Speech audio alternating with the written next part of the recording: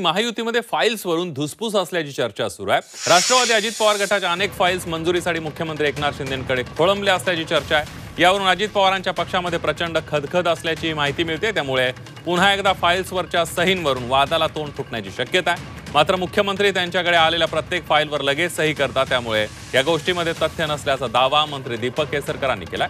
तर महायुतीमध्ये एकमेकांच्या फाईल्स अडवल्या जातात असा आरोप शरद पवार गटाचे आमदार रोहित पवार यांनी केला.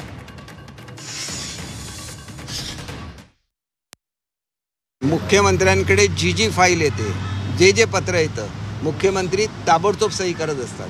आणि त्याच्यामुळे असं जर कोण सांगत असेल तर ते जनतेची दिशाभूल करतात. कारण आमच्या समक्ष मुख्यमंत्र्यांनी सांगितलेलं आहे, कुठलीही फाईल, कुठलंही पत्र हे मुख्यमंत्र्यांकडे पेंडिंग राहत नाही. एकमेकांच्या फाईल सर्वच नेते अडवतात असं आम्हाला कळतंय. त्याच्यामध्ये बरेच महिने झालं काही आमदारांच्या फाईल अडवल्यात असंही आम्हाला तिथं कळतंय. आता शेवटी एखादी सही, कारण का अजितदादांची सही झाली म्हणजे फायनल झाला असं नाही. दादांनी सही केल्यानंतर ती देवेंद्र फडणवीस साहेब सही करतात अशी प्रथा पूर्वी नव्हती.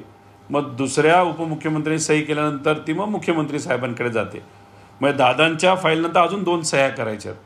तर याच्यामुळे मग एकामेकांच्या फाईल अडकून स्वतःची कामं कशी मार्गी लावता येतील याचाच तो प्रयत्न त्या ठिकाणी केला जातो.